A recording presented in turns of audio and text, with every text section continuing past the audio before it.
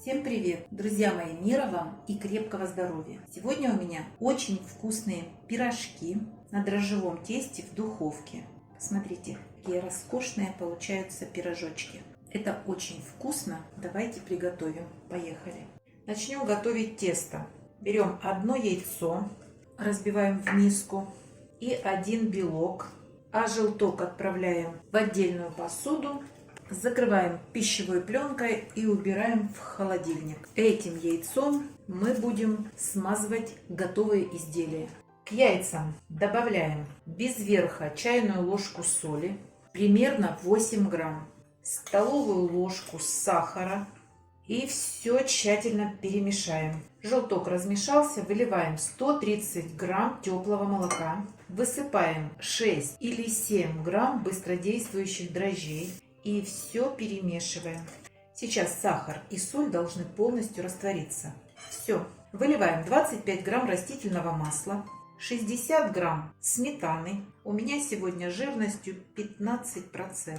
И 60 грамм растопленного сливочного масла. Перемешиваем. Здесь у меня 450 грамм просеянной муки высшего сорта. Добавлю 5 ложек для того, чтобы смешать эту муку с основной жидкой массой и не было комочков. Убираем венчик, он вряд ли нам дальше пригодится. Добавляю практически всю муку. Немного оставлю, вот, наверное, буквально 2 столовые ложки, чтобы легче было домешивать муку на столе. И замешиваем тесто. Делайте это с помощью кухонной машины, если она у вас есть. Добавляю еще муки. И буду замешивать руками. Сейчас вам кажется, что тесто такое жидкое. Не торопитесь добавлять больше муки.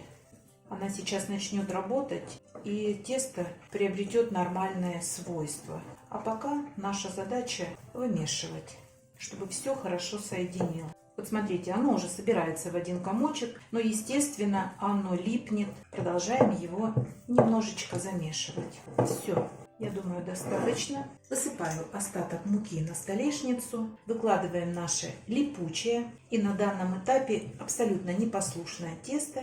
И пытаемся его вымешивать. Всю муку не добавляйте, а понемногу. Вымешиваем.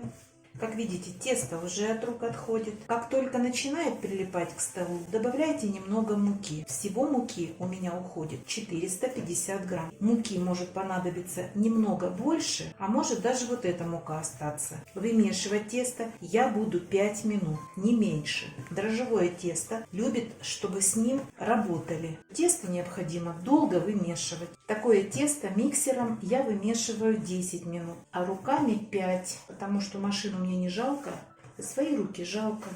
Вот смотрите, я вымешиваю, и тесто уже не липнет к рукам. Абсолютно.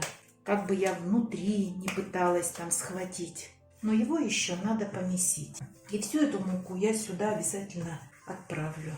Вот сейчас я вымешу остаток муки. И достаточно. Друзья мои, это тесто не сладкое. Такое тесто очень хорошо подходит для пирожков с любой начинкой и пирогов. Такое же точно тесто я готовлю и сладкое. Но только сахара добавляю не 1 столовую ложку, а 4-5. Все. А вы знаете, тесто еще любит, чтобы его били. Вот так. Все. Тесто получается шикарное, не липнущее к рукам. Из такого количества теста я делаю 14-15 пирожочков. В любую посуду наливаем немного растительного масла, хорошо смазываем стеночки. А дальше берем тесто и вначале верхней частью сюда плюх, чтобы оно смазалось маслом, а затем донышком.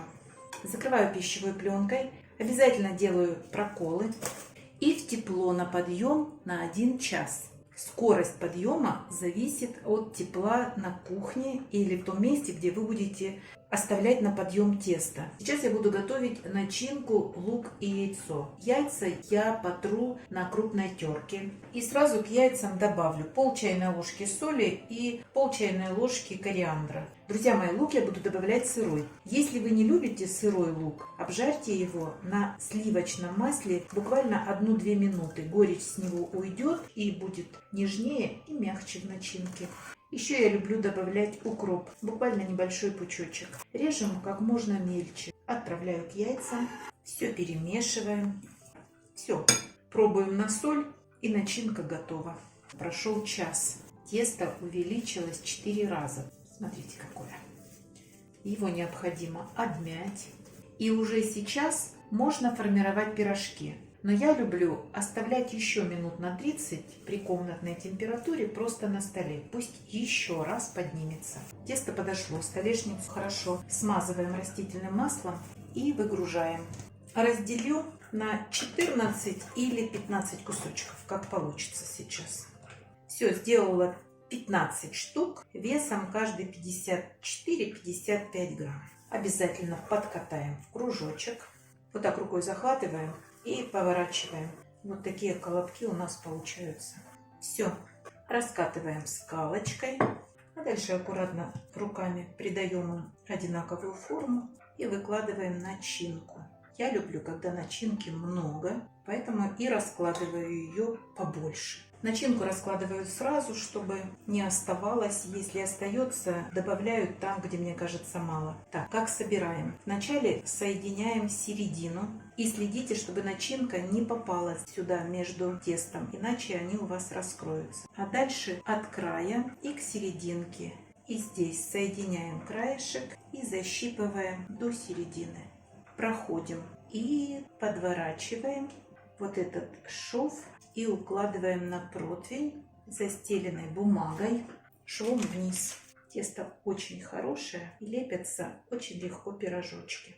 Еще один. Сейчас я их переложу на другой противень и оставлю на расстойку. Пирожки постояли 5 минут. Хорошо разбиваем желток яйца. Добавляю столовую ложку молока. И еще раз хорошо тщательно перемешиваю. С помощью кисточки хорошо смазываем пирожок со всех сторон. После того, как вы смазали яйцом, пирожки на столе должны постоять минут 5. Желток должен слегка подсохнуть. Иначе, если вы их сейчас отправите в духовку, у вас яйцо потрескается и будут некрасивые пирожки. А через 5 минут я отправлю в духовку, разогретую до 180 градусов. Пирожки готовы. Выпекались 35 минут при 180 градусах, только низ подогрев. Это очень вкусные пирожки. Тесто изумительное. Обязательно готовьте. И не забывайте подписываться на наш с Петровичем канал. Пока-пока!